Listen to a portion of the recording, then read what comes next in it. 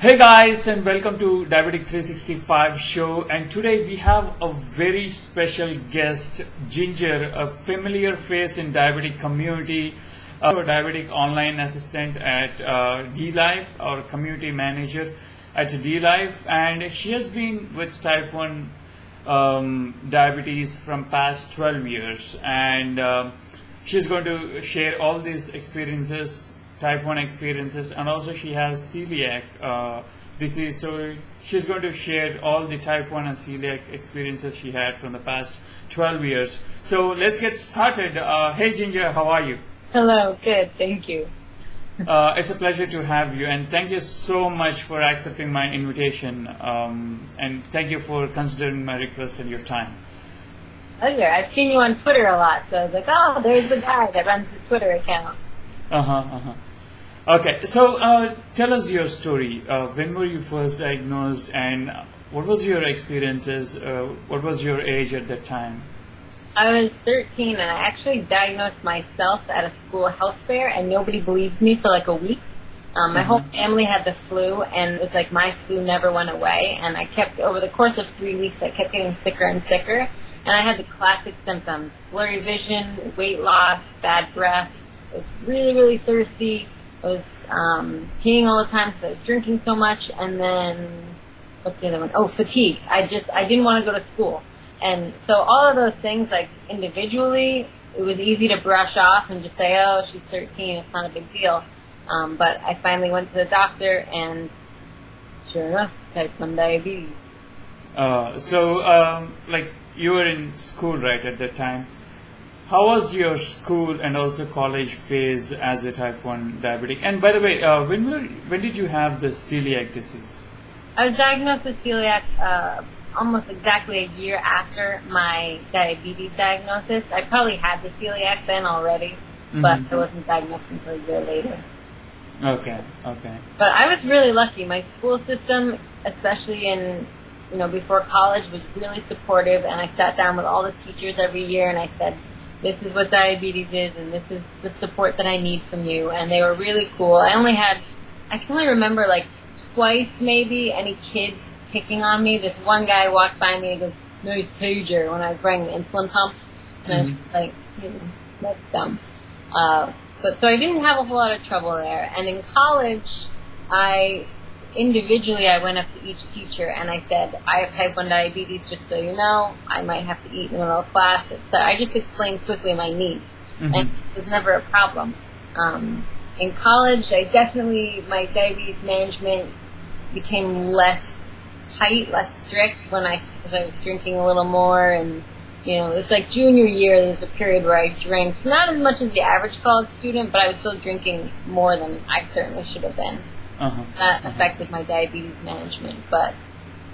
Okay, so you had this 15 national records for weightlifting.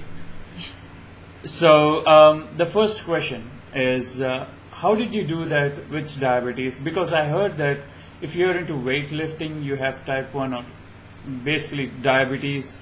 It raises your blood pressure, and it's not advisable to do that. So, but how did you achieve that records? It increases your blood sugar, you were saying? Yeah, when you're lifting heavy weights, usually it tends to, kick your blood pressure. Oh, you're talking about blood pressure, yeah. Yeah, so which in turn is not very good for diabetes. Right, so that's really only a concern if you already have diabetes complications. But I have no blood pressure issues already. I have no neuropathy or anything like that, or retinopathy. So that's not a concern for me. If someone was older or had diagnosed diabetes complications, then they should definitely talk to their doctor before doing powerlifting, because, like you said, you're straining a lot. When I first got into weightlifting, I was just trying to get healthier. I just wanted to be more fit, and I hired a personal trainer, and within about a year, I had almost doubled my strength. And somebody saw me bench pressing with him and said, you should get that girl in a competition. And so then we specifically started learning about powerlifting training, because it's very different than just weightlifting in the gym. And 6 months later, I competed in my first competition, and I won and everything, but my blood sugar and learning about how to manage my diabetes around it was something that really took me like a year to fine tune, especially during an actual competition. So it was a lot of trial and error and studying my diabetes during this type of training and this type of exercise, and it was a lot of trial and error. It's a lot of trial and error. So what's your advice, not as an endocrinologist or doctor, but on your experience? So should one go for a weight training or weightlifting? Weight training is kind of just a strength training. So powerlifting, are you saying powerlifting or weightlifting? Or weightlifting? Exactly. I mean, I think most people, the average person is looking to just become fit and exercise. So nobody would ever just start out powerlifting, right? It's so strenuous on the body. So if you're curious about powerlifting, you're going to start with weightlifting if you haven't already learned the basics of that. My advice is that you hire a professional who knows what they're doing, because there's 1,000 ways to do it wrong. And there's so much to know. And my favorite part is learning how to do it correctly. And, from there, that's how you become successful. So you had all this, you were into weight training so much, and finally you wrote this book, Your Diabetes Science Experiment. So that's the one.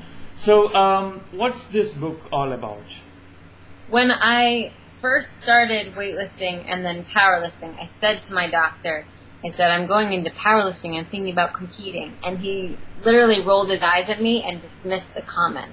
And so I had no support, and it made me so frustrated that he just dismissed me and didn't think it was possible and didn't take me seriously. And also as a girl. Yeah, and as a girl, absolutely. Absolutely. He just, whatever. And so I started, my trainer loves talking about human physiology, and it used to just, go over my head, but when he started talking about things that I could then relate to my diabetes and my blood sugar, everything started making sense. So I started reading more medical textbooks, and I'm not really a science type of mind, but because I could apply it to my own body and literally see what was going on in my life because of this physiology, it made so much sense to me. And I was finding out a lot of explanations for diabetes questions that we hear all the time, that I read all the time on forums from other people. And I was finding the answers to these, and I felt like doctors were never explaining these things to us, maybe because they didn't think that we were smart enough to understand them, maybe because they didn't understand how important it was to know because they don't have diabetes. But I wanted to share that information in a way that anyone could understand. So what are some of the books you found resourceful other than the one you wrote? Unfortunately, I mean, the two books I really used were med school textbooks. So, I mean, they're very boring, very dry, and the only reason I could understand them was because I had already had that kind of basic training with my trainer, Andrew, who had taught me a lot of the vocabulary and taught me some of the physiological systems. So then by the time I was reading those textbooks, I could really translate and understand what I was saying. But I wouldn't recommend them to the average person, which is why I wrote my book, so that I could take what was useful there and put it into terms that anybody could understand. Can understand. Okay. Usually, I read this Gary's Autonomy. Oh, yeah. The Bible for all the joints or muscles who are into weightlifting and weight training, which I'm doing right now. So just wanted to have that thought. So apart from this, so you think everyone should experiment their body through trial and error methods? Is it really important for a diabetic to do this? Yes, because we all have different insulin needs, and also our insulin needs can change drastically through different times of our life. What the amount of insulin I need in the morning is totally different than the amount I need at night, and that again can also fluctuate at different times in my life. If I gain 5 pounds, I become more insulin resistant, which means I need more insulin. If I lose 5 pounds, I'm going to become more insulin sensitive, which means I need less insulin. So I need to recalibrate all of my insulin doses. If you don't do that, and you're getting too much insulin sometimes in the day, then you're having low blood sugars and you're eating too much, and then other times a day you're not getting enough insulin, you're having high blood sugars, and that's causing a whole other variety of problems. So if our goal is to maintain a straighter line of blood sugars throughout the day, you have to fine tune all of your insulin doses. Okay.